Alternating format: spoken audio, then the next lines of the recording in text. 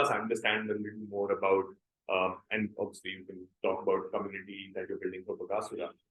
Help us understand, like, right from, like, if I talk about, generally any marketing channel is looked at through the funnel, right? Like in visualized in the form of funnel.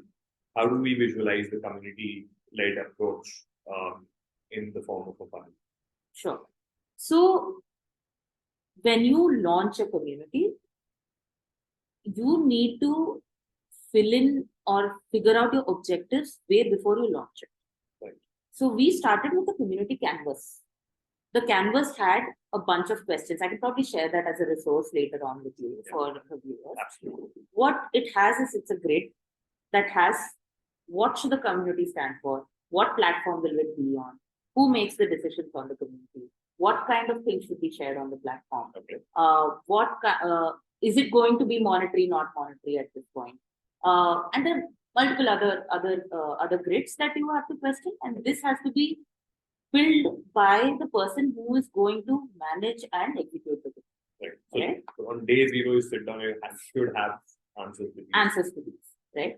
Start with this because this is your focus. It's your whiteboard. It's your focus. You start with the grid and then move on. Okay. So we started off with this grid, and like I said, we the second question, which was like what platform should it be on, we decided that we'll ask our users what platform they want to.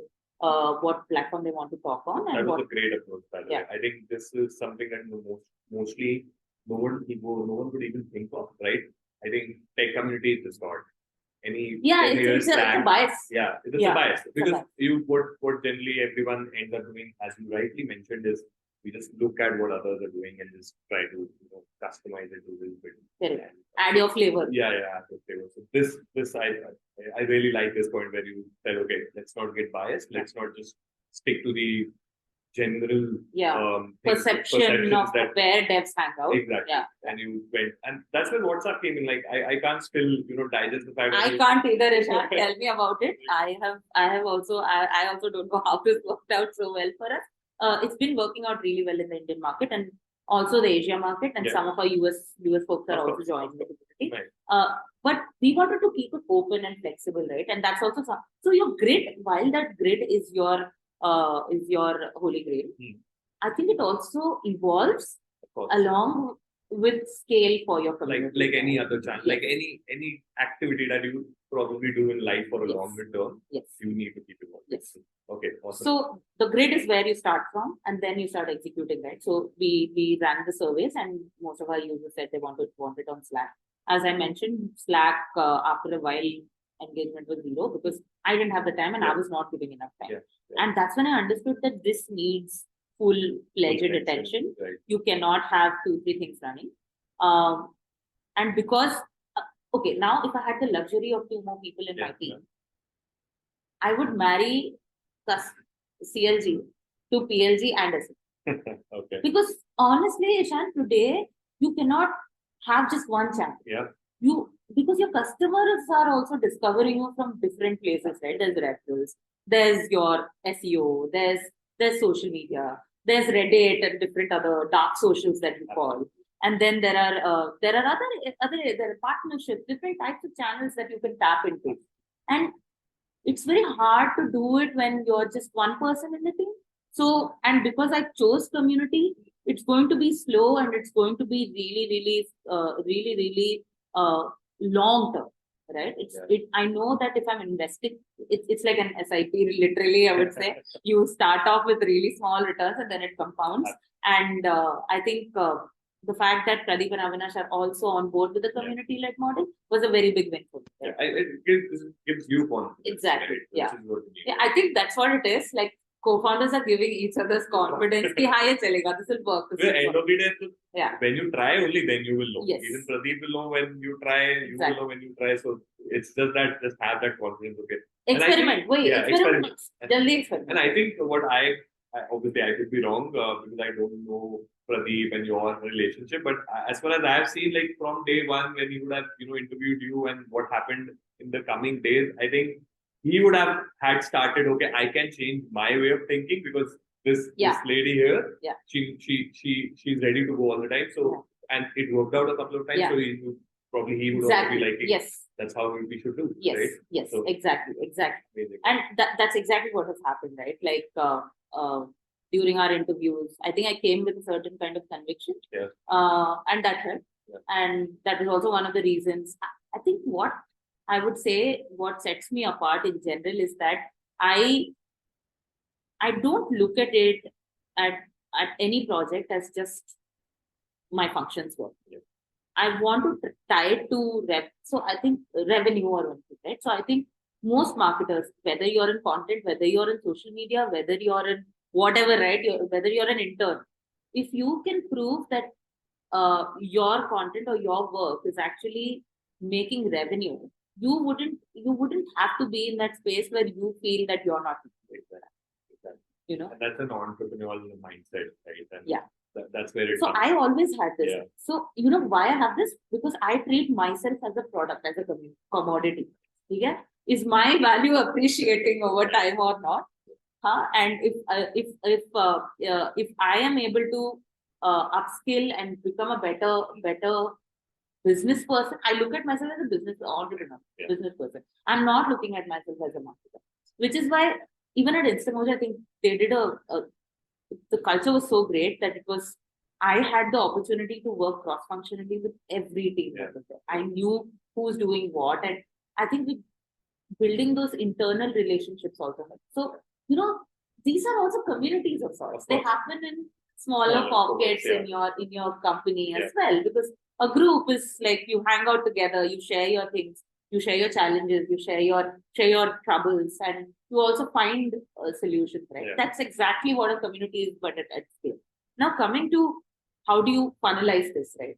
So, the top of the funnel of our community mostly is comprised of our free users and also the events that we do. So, like I said, we do Bugasura Bites, which are offline events. We usually try to keep it small, like 20, 30 people, mostly CTOs, VP engineering, so product founders coming in and talking about different things.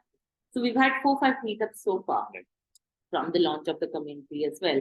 We've tied up with different communities at no cost. So, that is why these become no cost acquisition acquisition channels, because the beauty of community is that they are always willing to give, right? So we tied up with Super Women DAO, which is a Web3 community and for women only. And I feel that there's extreme underrepresentation in entrepreneurship and tech. These are like boardrooms and code rooms, if I can. These two are the places that is extremely underrepresented. So we wanted to, tie up with communities who can actually come and add value. So one of the meetups was the second meetup was with Super Women DAO, and that really went really well because Aditi, who runs this community, she's a firecracker. She's very well networked. I think she does a great job of community building. Today, she's doing a community for Coin DCX right now. So I think it just really helped that she was there with us in the initial times for Bugasura Bites. And then we started doing, we started to do another one with our own community. So I run another community, which is HSR Founders Club. It's a club, literally a club, where it's all about giving back to the founders, understanding what are the problems, and how can we just help each other. We've even helped people find houses, find LPG gas cylinders on the group. It's literally a support group. And we want to create a space where founders are okay with sharing each other's troubles and have that trust. If we talk numbers with you, this is not going away from this conversation. So that is the community that we were at. So the third meetup was with this community where we had product founders come in and talk about PMF, finding PMF, etc. So and then we did a very massive mixer. We moved away a little bit from our general fireside chat about certain. Every meetup has a topic. So for the one that we did for Head Start, it was a pre-event for HSX, which is their annual event, startup event. We did a pre-event for them. It was a mixer. It was crazy. It happened here. People were like standing outside and all. It was very big, right? And I think it happened at the end of the day. So we also did not want to keep a fireside chat or something, because we know everyone is tired. They've been having multiple events all through the city with other pre-events. So all they came, they did all of them came here, their network, they talked about whatever they want to talk about. And we, very honestly, we don't sell at people. Like, I don't go and say, ki Bugasura free. There's a Sandy, there's this thing. I don't do that. We talk about challenges. Okay, and this is a great place for user research and customer conversation. What is working for you? What is not working for you? And because they're engineers, they are also facing problems with their own products. They talk, and founders as well. So they talk about, this is the challenge. We are unable to do this. So, for example, most SaaS companies, what they do is they have a channel called Bugs, where everybody puts screenshots and everything. But how do you prioritize which one to do what? So how do you like you might have an integration into your Jira or whatever, but it still doesn't give you enough context, still doesn't give you how to prioritize, etc.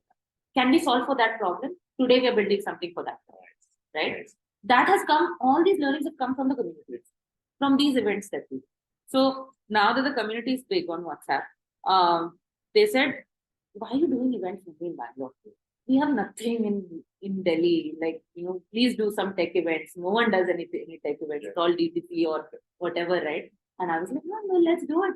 And we actually are doing our first out of Bangalore event in Gurugram, again in partnership with 2 or 3 people, where we are getting the venue for free, where we are getting head start to help us with the distribution and everything. So the only kharcha which I have is now flying. Yeah. That's it. So I think that is how we are doing $0 acquisition. Yeah. And also the ripple effect of having this community is that people are talking about this. It can be either this, right? That's an icebreaker. And then they talk about this community, like, hey, there are these communities, this community of VP engineering CTOs where we discuss relevant problems. For example, I'll tell you about the conversations we have about the community, right? So from the funnel, now the top of the thing where you're adding the people, now it's about engagement. So the top of the funnel is majorly events. Yes. Yeah. Okay. Fine. Events and community collaboration. That now the next stage of the funnel, where how do you engage the community, how do you sell or whatever. I'm not selling at this point. I'm still not selling. What we do is we try to facilitate certain kind of conversations. So when I meet them at the events, they tell me about their problems. I tell them, hey, I can connect you to someone on the community who is doing this. For example, there was this one person who said, I'm starting off in the DTC tech space, but I'm confused whether I should build my own code or should I outsource it. Very big, very valid question. A lot of founders do this. So there was a whole conversation on this, right? And Avinash came and gave in his opinion. We have the CTO of TalkMate on the community. So he came and weighed in on this situation. This itself is content for me. So I just put together a carousel quickly and post it out on LinkedIn, right? And I know that these are real questions. These are burning questions. People are struggling with this. If I talk about this, I am seeing that people are joining our community. People are joining our community. This is one part of the engagement, right? The second thing is, because we do a lot of events, and this last month was like the events month for SaaS and everything, right? There was Tech Sparks and Head Start. There are multiple other events that happen. What we do is we try to go and build a partnership with these events, where we tell them that, hey, we'll get you people to come to the event as well. Give us a discount on your passes. For Tech Sparks, we were able to arrange a 40% discount on the Tech Sparks tickets. For Head Start, we literally gave it to them. And there was a discounted version, and then we also gave it to them. The fact that we are also curating this and giving it to the community makes them understand that, hey, these guys are not faltu. They're not here about just talking to us and just selling to us. They're giving to us, actually giving to us. So I am enabling CTOs and founders on this community to go and build their own businesses, figure out their own ways of it. And they will remember us for this, right? And they always do. So even if they can't use it at this point, they can't use Bugasura at this point, they're always referring us. There's a reference, there's maybe later, when they figured it out. Exactly. And even we also tell them that, hey, if you're facing problems while building your product, talk to this CTO, talk to my CTO, figure out we'll find you a time. Yeah. It's about facilitating this relationship and these communities. Yeah. Right. So that's one of the ways that we engage the community. Right. And now, the more you're talking about it, if I just go, like if we just go back in our lives and try to, link it with something that generally happens. This is building friendship. Yeah, that's how it is. Yeah. Like trust is built when someone helps you out till the end, and it generally ends up in a successful, engagement. I have a question for you, Isha. You've been working with several partners. What is one of the biggest problems for an early stage company in terms of so many problems? One of the biggest. Why doesn't someone buy from early stage? Trust. Really. That's what you need to build in the initial phases. You need to build trust. How do you do that? By putting yourself out there every day, day in, day out. But now that I'm doing this, right? When I put in an occasional release note or a occasional feature that we build, ask them to try it out with them. In fact, they're like, this is a good one. We wanted this. It's a two-way relationship that is building. Exactly.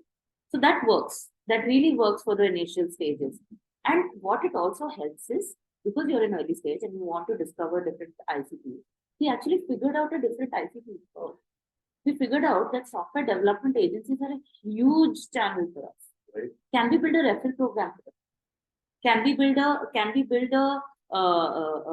build a community for them where they are also glorified? Because honestly, when you're now service companies are becoming bigger, they are marketing themselves absolutely as product companies. Never has a service company or an agency development company has been looked in that. In that thing, right? They're like giving you work, just do it. Yeah, it's outsourced. I know it. Like because you're living it. Exactly, I'm living it. So this is one concern, not a concern, but really a point that hits me all the time. That I am not looked at in the as a thought leader. But probably I know so much, I experience so much, but I'm not looked at in that manner. And neither is my team, right? Which is something I'm trying to cut. Right? I'm trying to cut through that and trying to bring my team also in front of the world and like, these are young and these are very. No, I think you're doing a very good job of getting visibility for Growth Street. I think it happened 2 or 3 months ago, right? And Growth Street is everywhere. I think you're doing a good job. Keep at it. It's really difficult. I know that because I'm on the same boat, entrepreneurs again, and we do feel like it's just a up and down journey. But I think you're doing a good job, and this is always there. And this is what led us to thinking that nobody glorifies software development. Nobody does it. Can we be that person or that company that actually allows software development, that connects software development agencies to founders who need it? Because these are the questions that you're having, right? Like, should I outsource it? Should I build it? Can you do it at a smaller cost? Different other things. So there are plans. I have plans of actually doing a huge event only for software development, where we get agency folks to come and talk, where we get them to come and communicate. One more problem with the service industry is that it just feels very competitive. You're fighting for the same customers in the you will always find a single individual doing the same thing. You will have 20-30 people and a 300 people company trying to get the same kind of customer. And the customer is also evaluating 3 people. Because there's a cost difference between all of them, the quality difference. Exactly. So all of that. So that is why I feel it's way easier to collaborate than to compete. When you're competing, you're really losing out on a market share. You're not getting everything. But when you collaborate, your returns are much higher.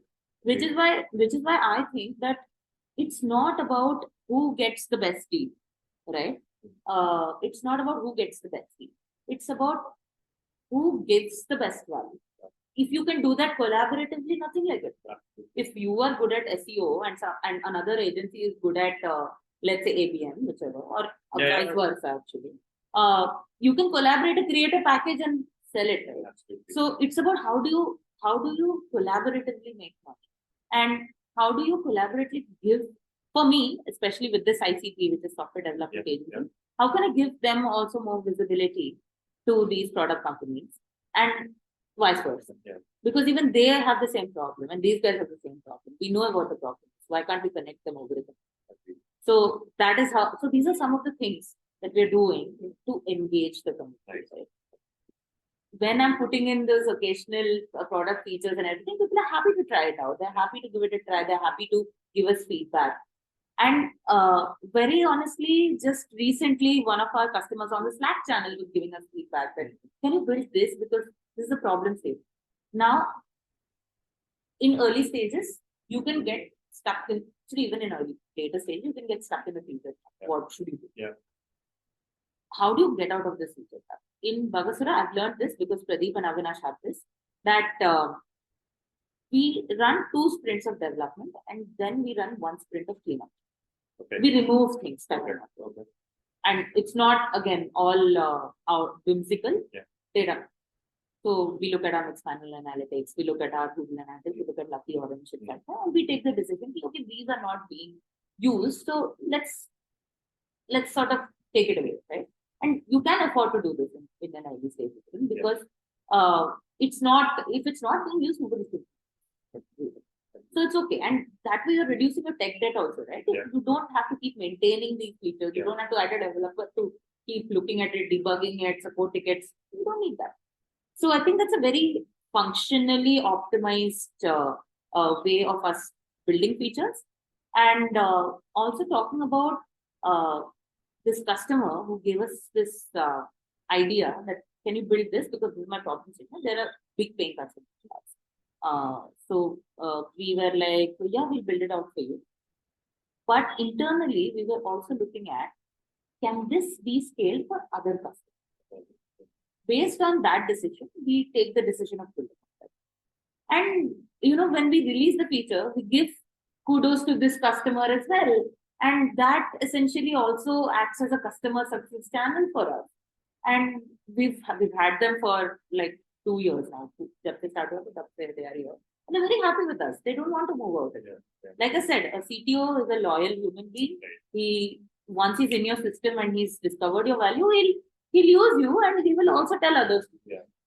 So that's the entire funnel journey that I feel that we have built so far. And